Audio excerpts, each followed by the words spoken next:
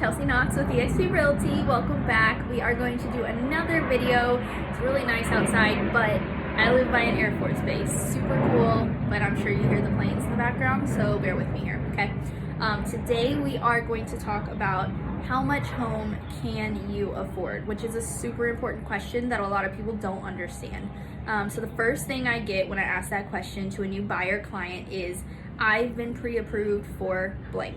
And pre-approval is super important. Do not get me wrong. I usually will not show properties until we have a pre-approval or a pre-qualification so that we can understand what ballpark of price to be searching in, but that is not how much home you can afford, okay? So affordability goes much deeper than just sales price of the home. There's a lot of things to consider. First thing to consider is appliances. A lot of homes usually have the microwave and the dishwasher that stay here in San Antonio, Texas, but fridge may be negotiable, may or may not stay. Washer dryer may or may not stay. Maybe you want a water softener. That water softener may or may not stay, or they may or may not have a water softener.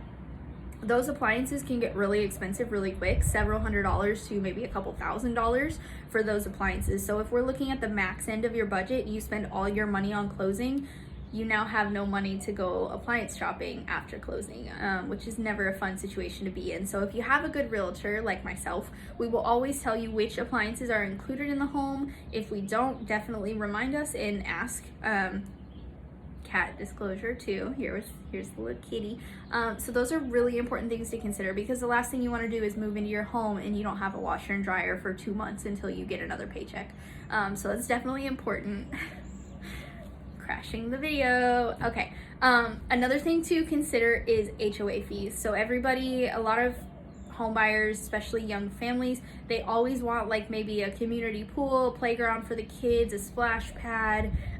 They want jogging trails for the dog to go running. They want a lake to go kayaking, whatever you want. Those are really great features, but they come for a price. So HOAs can range from, homeowners association fees can range from $10 to $15 a month, all the way up to several $100s quarterly.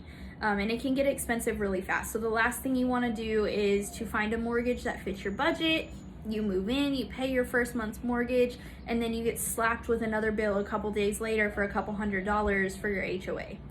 That's never a fun experience. There's no way out of an HOA. It has to be paid.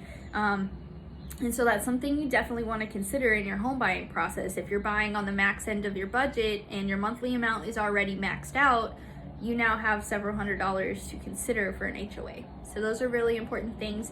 The third and last thing we're going to talk about in this video is my favorite, because I love decorating. I'm not an interior decorator by any means, but the first thing I do when I move in, like you, is I go shopping, right? So if I am moving, or you are moving from a 2-bedroom apartment into a 4-bedroom house with a game room, with a theater room, an extended deck, because I'm visualizing, parties out there, patio parties, if that's a thing, can you afford furniture? A lot of people don't think of that. You just see the visual in your head, especially if you're showing properties with furniture already there. It may look super homey because they have really great furniture with lots of little details, lots of decoration everywhere, but can you afford that? So that's really important. I always recommend first-time homebuyers think about how much furniture they're coming with, and after we close all the money we put down, after you buy appliances and everything important, can you afford to go out and buy furniture?